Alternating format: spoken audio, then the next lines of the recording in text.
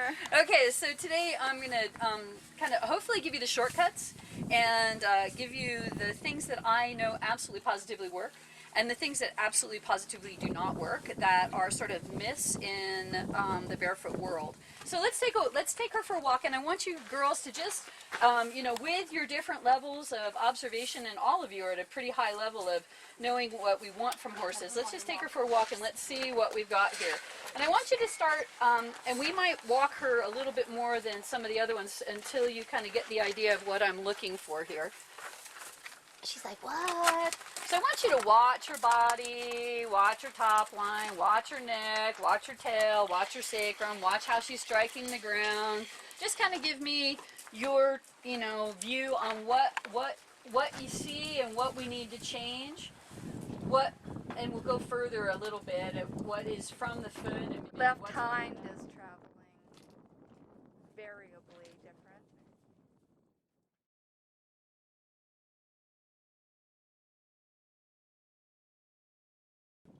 Anybody else? She seems stiff in her, I don't know what I want to say, stifles maybe.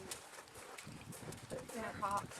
Is that what it is? Something. Yeah. So if you guys were just here with this horse and the only thing you can change are her feet, what are you seeing? What if that's the only thing you can do? No body work. We're just gonna, you're the farrier and you're on the North 40 and this is all you're gonna try to do to work with her. What things might you do?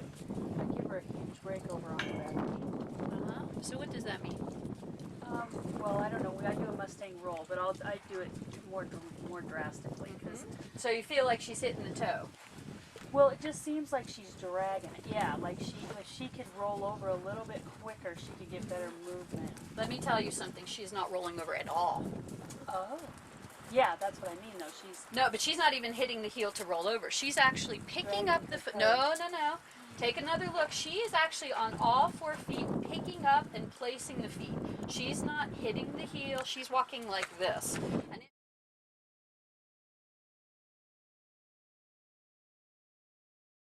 And that's why you're seeing a really tight stifle. And if you look at her chest, you'll see a really tight chest. She's walking in the complete reverse of what she's designed to do. There's your first golden point.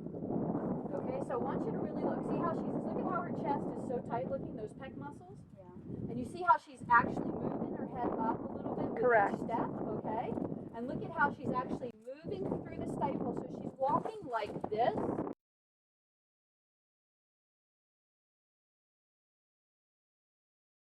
Instead of hitting the heel first and even having a breakover. She's not even there. So she's walking flat-footed. Not even that. No, she's picking up her foot to she's go walking over. like this. She's not hitting the heel and moving like that at all right now. Lower part of the neck, look at how bulky she looks. Yeah. Can you see how her shoulder's not moving all the way back through the withers? And if we push her mane away, you'll see that she's not filling that portion behind the shoulder. She's a little hollowed out. You see that? Okay, so that hollow comes from usually one of 2 things. It's either a saddle problem or she's not being able to use her foot all the way back and use the muscle back here behind the shoulders because she's picking up from the front part of the pec muscles. Do you guys even like it? It's not. No, it's the way she's picking up. So look at her. Look at her. And look at how much in that deep in that neck.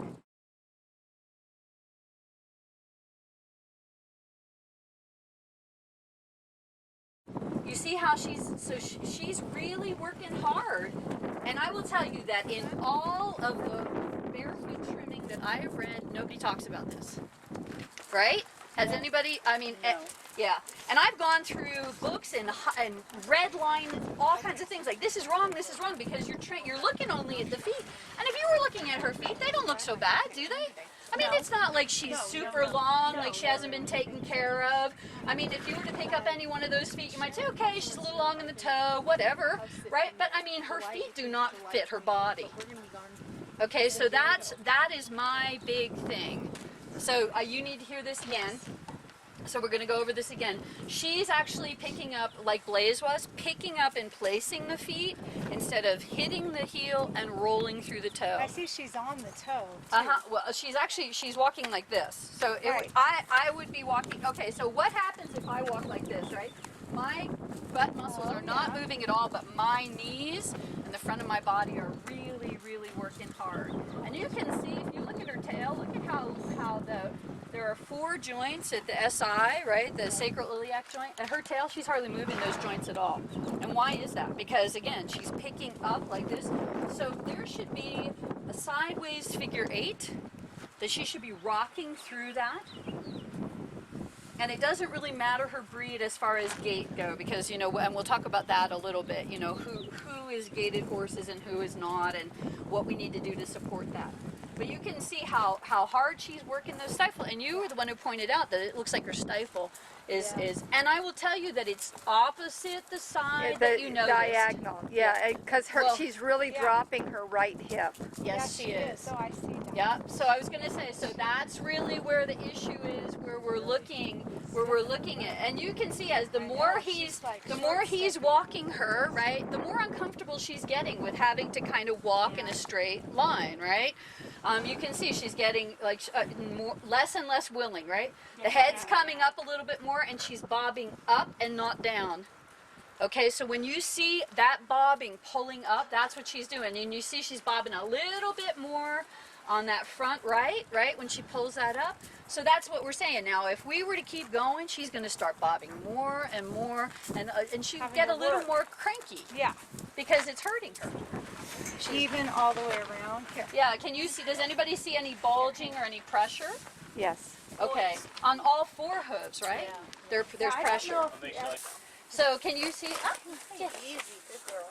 so can you Here, maybe see we'll that she start actually it out has, those lines on her are not really even. Yeah. No, they're Right? not. And I so see that there's a way, I would suggest that if you know nothing else, and if you knew nothing else about barefoot trimming, that if you take all the pressure off of those lines, that line, except for scarring along the coronet band, if you were to actually make that line with no bulge and even all the way around, you'd probably be really close to how that footfall should be. Okay. Karen, are we talking about, when you say a bulge, you're talking about the hairline moving upward, or are you talking about that little bulge at the coronet band? Right. It can be a bulge like this. Yes. And she also has pressure over there. Can you Correct. see that? Yep. So she has upward pressure through In the the quarters. tubules right there. Yep. And the thing is that it really might not be her quarter because she's a little bit underslung. So I have kind of, and we can talk about that in the next little bit of time. And so another thing I always want to do is you always want to come from behind and you want to look, so you girls might want to get up and you want to just kind of take a peek at what all 4 feet look like from the rear. Yeah. Am I looking like? You want to look at the heel height, you want to look at how they are medial to lateral or, you know, inside to outside. You want to look also at the bulb pressure, the form of the bulb. So those are 3 things I want you to kind of take a peek at. You want to really look at, again, heel height is the first one. High on the right here, but I guess her feet's kind of forward in the front. Yeah, but you really want to look and see how the heel height is. You want to see, come and take a peek. Look at the difference in the bulbs. If you just look from the front feet, look at, okay, so this front right, which is the one that we're saying is the diagonal that's really compensating, is up more. Yep.